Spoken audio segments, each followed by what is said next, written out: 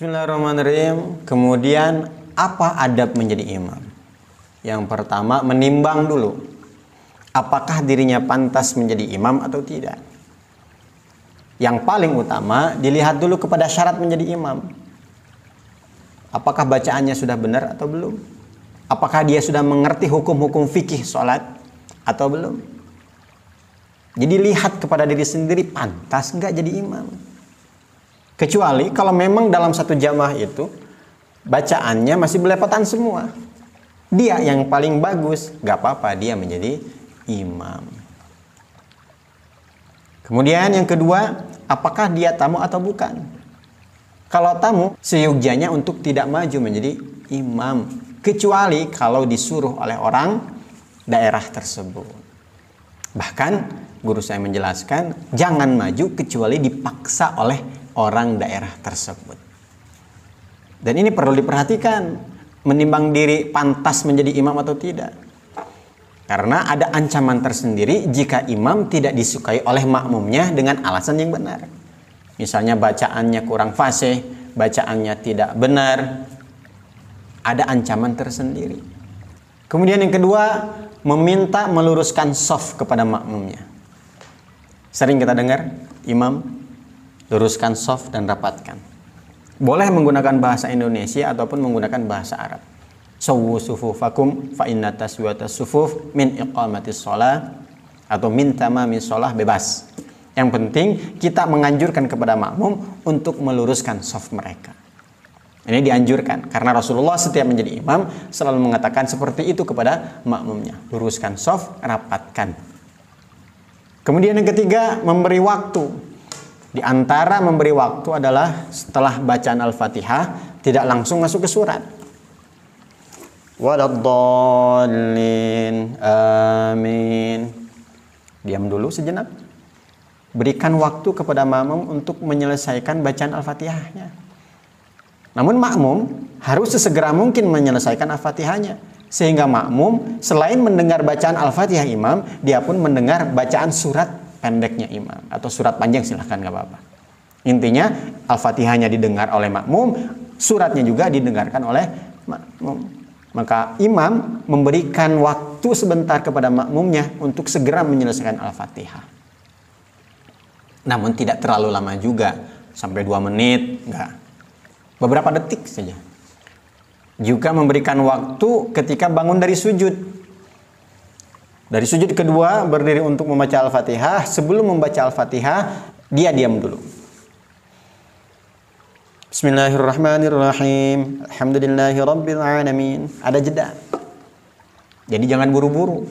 Dari sujud berdiri baru sampai ke atas, makmum masih berada di bawah atau dalam keadaan mau berdiri, imam sudah membaca Al-Fatihah.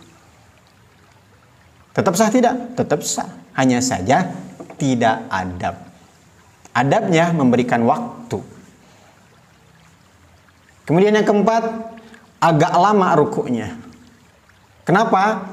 Karena bagi makmum masbuk mendapatkan tumakninah rukuknya imam, ini menjadi syarat dia masih mendapatkan 1 rakaat.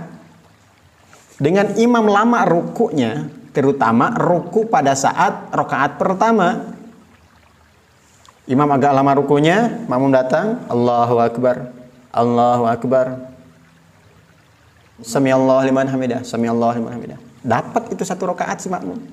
Kemudian yang kelima, mengerti kondisi makmum. Artinya menjadi imam yang bijak. Mentang-mentang hafal surat Al-Baqarah, dibaca surat Al-Baqarah dalam surat Isya. Kasihan makmum. Atau enggak Al-Baqarah, Yasin. Sama, bagi sebagian orang Yasin itu kepanjangan. Jangankan Yasin, surat An-Naba saja, amma yatasaalun, bagi sebagian orang itu kepanjangan. Berbeda kalau di pesantren, memang diajarkan untuk sholat lama, silahkan. Tapi pada umumnya orang itu nggak suka sholat lama. Berdiri lama itu bagi mereka capek. Apalagi di tengah kota, sholat duhur, sholat asar. Orang-orang sedang sibuk bekerja. Mereka sholat berjamaah itu pun hanya mengambil waktu-waktu istirahat. Habis itu mereka harus makan. Setelah makan mereka harus segera masuk kerja lagi. Maka jangan diperlama sholatnya. Karena imam yang baik adalah imam yang disenangi oleh makmumnya. Bacaannya tidak terlalu cepat dan bacaannya tidak terlalu lambat, tidak terlalu lama, sedang saja. Kemudian yang keenam, mengeraskan takbir. Allahu Akbar, Samiallahu liman hamidah, dikeraskan supaya orang yang paling belakang masih bisa mendengar suaranya. Jangan pelan. Allahu Akbar, Samiallahu liman hamidah. Takutnya nanti orang sujud gak ngerti. Si imam sudah berdiri kepada rakaat keempat misalnya, makmum masih sujud karena nggak kedengaran suara imamnya. Kemudian yang terakhir, barengkan bunyi akhir takbir dengan rukun selanjutnya. Ini anjurannya. Artinya, ketika berdiri mau ruku, Allahu Akbar, sampai ke posisi ruku sempurna, dia menyelesaikan bacaan akhir takbirnya. Artinya barnya itu ketika sampai di ruku sempurna.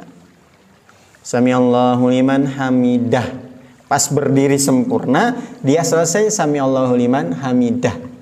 Ketika mau sujud, Allahu Akbar. Barnya itu ketika kening sampai ke tempat sujud. Begitu juga ketika mau berdiri, Allahu Akbar.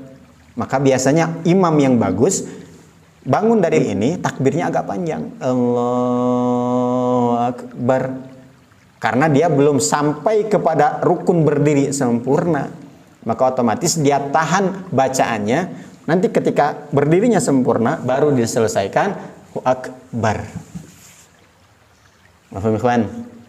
Jika semua ini kita kerjakan, baru disebut imam terbaik.